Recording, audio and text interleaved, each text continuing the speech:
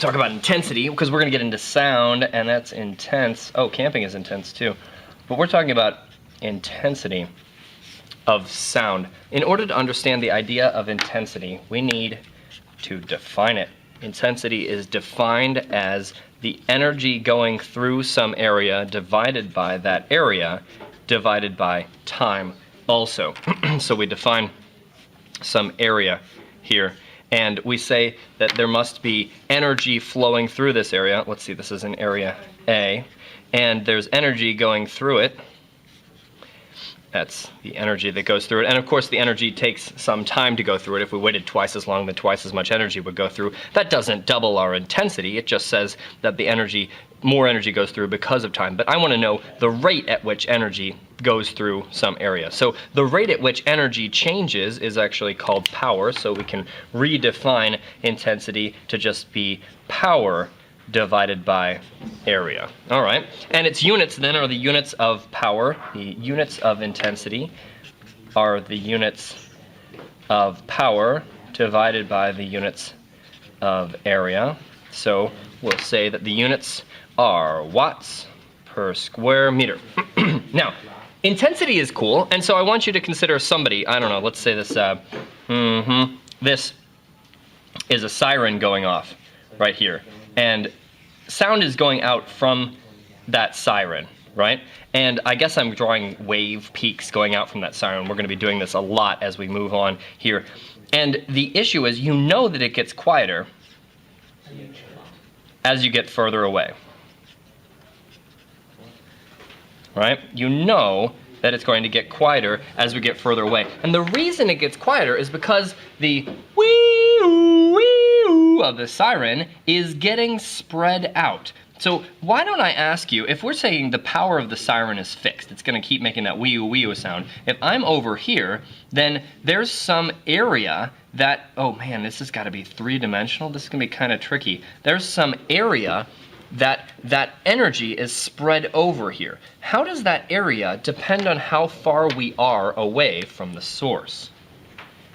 How does that area depend on aura? And to do that, we need to consider, if we snap our fingers, if we have a siren or something, what's happening to that sound wave? Where does it go? You know that on a lake, if I drop a stone in a lake, then it will make these kind of ripples that go out in a circle. But is that where the sound goes? Does the sound go out in a circle? No way. Sound goes out in a sphere. So we're talking about the area. In order to find the area here, we need the area of the sphere of radius r, the distance that we are away. So if we say, let's introduce this a little bit. This would be intensity of a sound in sound from a point source at distance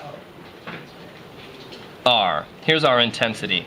In that case, I is going to be, well, the power of the point source, and then we need to divide it by the surface area of the sphere that's at that distance r, because as the sound spreads out, it gets weaker. We're taking that energy and spreading it over a greater and greater area, so the intensity at each square meter here is less than the intensity of a similar square meter here. Consider this. Here's this square meter here, right? What if I came up here, much closer, and I studied this square meter? Would you agree that I'm getting a much greater fraction of the total energy of the source at this distance with my square meter than I would be at this distance with my square meter? Of course, that's because the sound is spreading out. I hope that's making sense. I'm going to stop repeating myself there. This is going to be 4 pi times r squared. That is the area of the surface. Oh shoot, that's the surface area. Surface area of sphere of radius r. Okay, cool. Now the cool thing about intensities of sounds is they have a huge range. So that actually encourages us to do some very interesting stuff. I want to write down a couple intensities for you here. This is intensity of, I don't know, bleeding or pain. This is the intensity at which your ears hurt. This intense, oh man, your ears are going to actually hurt already at 1 watt per square meter. But the faintest sound that you can possibly hear, now that's way down here. This is the intensity, we'll call it I naught. We're actually going to define I naught to be the smallest humans can hear. It's not a fundamental number by any means. It's just the tiniest vibration that you can possibly hear. The ear is fantastically amazing. And the smallest intensity that you can hear is 0.0000000000001 watts per square meter. That is, oh man. So it makes sense to try to abbreviate this, right? This is 10 to the negative 12th watts per square meter. And you can actually hear much more than your bleeding or pain limit. You can actually hear up to, you know, you could be next to a rocket, right? At some point, your eardrum's actually going to rupture, and that will be a lot more bleeding. But that's about, stuff breaks, we'll call it.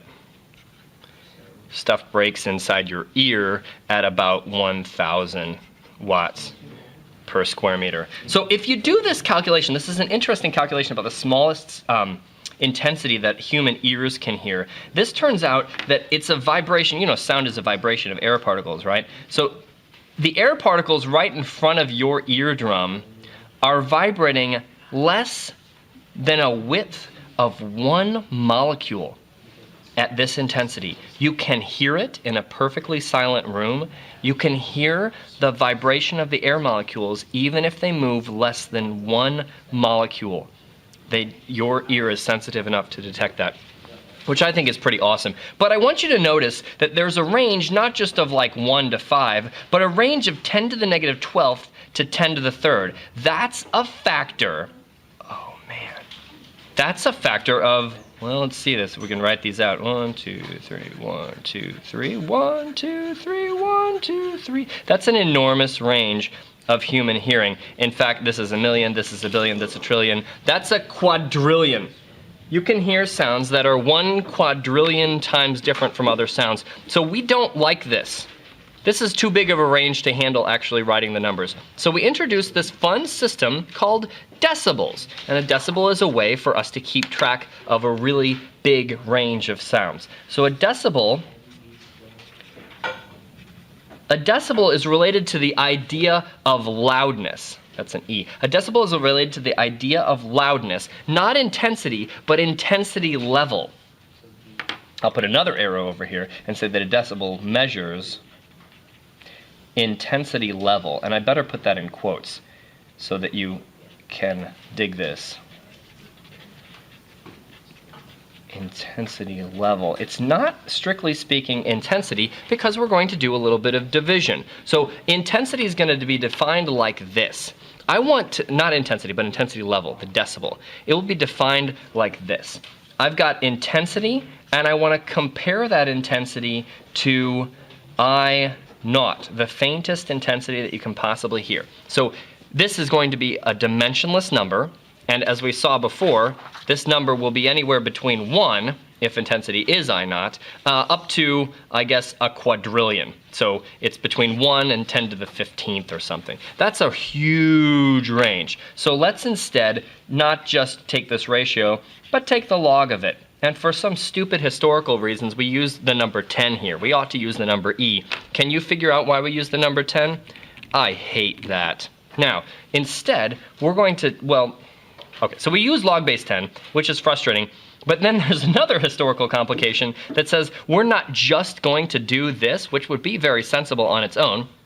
Then we get a range of bells between 1 and 15, but because it's a decibel, we're actually going to multiply this by 10. Oh my gosh. So it looks rather complicated, but we'll spend some time working with it in class. The point is that I naught is the faintest sound that you can hear, and it's 10 to the negative 12th watts per square meter. And now you can do calculations with decibels. And once you understand this, well, I mean, I guess you need to know how to work with logs, right? You could find the intensity from the decibel level by doing a little bit of math. I guess I can say that intensity, well, let's see, I'm gonna have to divide by 10, so it's gonna be beta divided by 10, and then I need to get rid of this log base 10, so I need to raise it to the 10th power, and then I also need to, oh shoot, multiply by I naught. So it's gonna be I naught times 10 to the, ooh, that's not formatted well. Let's just cross that out a little bit. I want the intensity to be intensity naught times 10 to the beta divided by 10. Cool, we'll play with that a little bit. Bye-bye.